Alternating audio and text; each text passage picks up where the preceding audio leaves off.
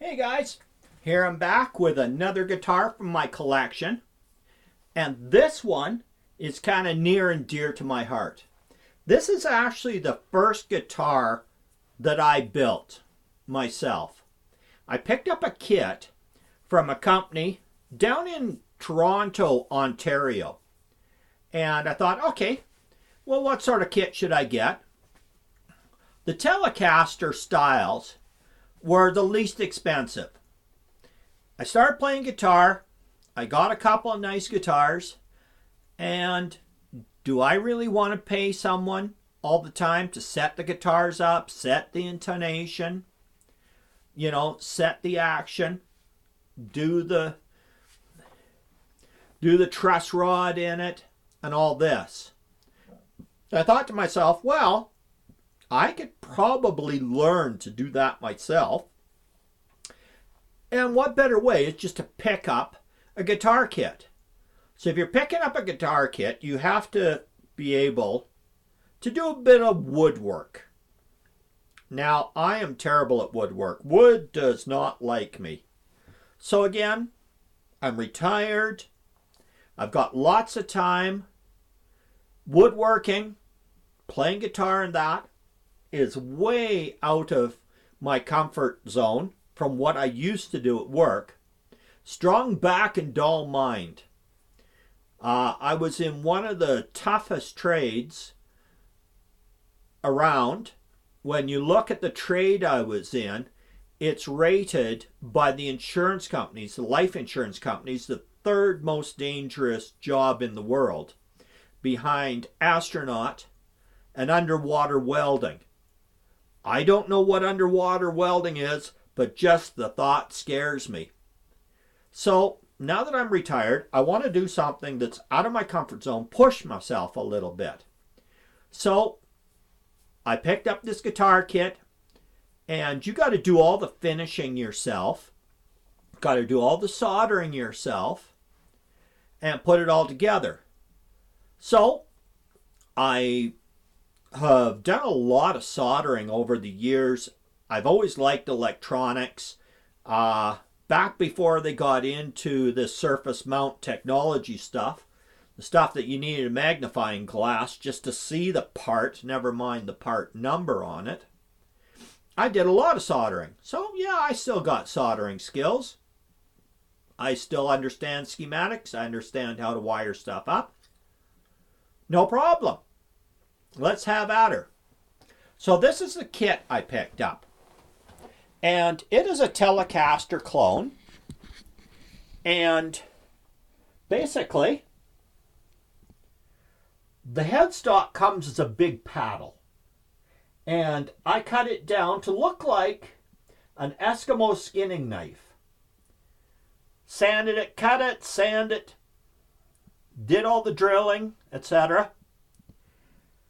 It is a maple neck with maple fretboard. And that's, a beautiful piece of maple. Now the body itself is basswood. So it's not alder. Now I don't know about tone woods. I don't really care about tone woods. It's a soft wood that's easy to work on. And then, of course, I just used the pickups that came with the kit. Now, the tailpiece, I decided that I didn't really like the tailpiece that came with it. So I picked this tailpiece up from Warman Guitars over in England.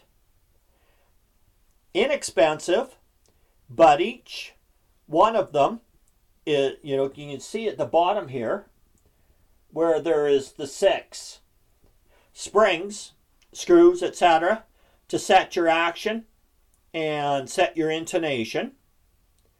So that works out really well. The paint I just grabbed a rattle can, and I'll take and turn this guitar around. All I did was I took a rattle can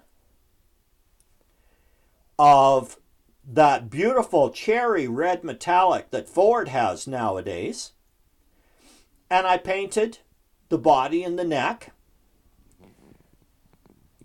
all that color.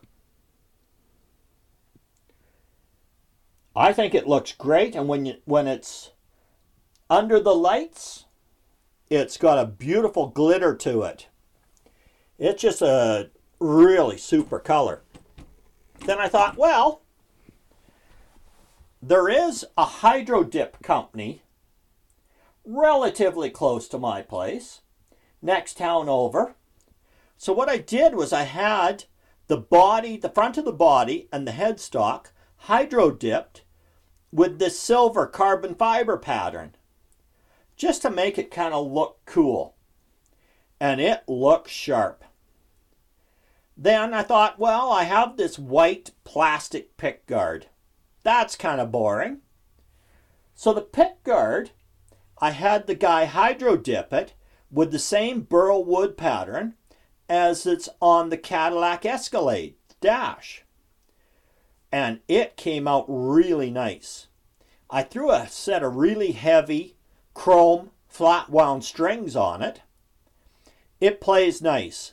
As you might well guess, with being a Tele style guitar, it's got a real bite to it, like a country and western song, which really isn't my style. But I learned a lot from this guitar, really enjoyed building it, and it actually plays quite nice. So if you're thinking about picking up a kit, just to learn how a guitar works, how to set it up, how to do the truss rod, you know what? It's well worth picking up a kit. I think in the end, this cost me around $119 for the kit.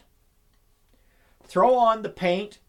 What's a couple of rattle cans at your local, car, either the car dealership, if they sell rattle cans, or any automotive store that sells rattle cans. You'll definitely want to use automotive paint because it's harder, it lasts longer, it wears well, it's chip resistant. You know what?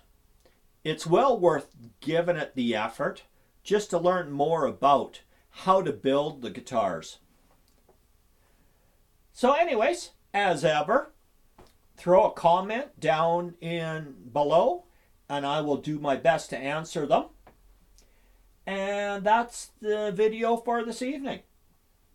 Cheers and have fun.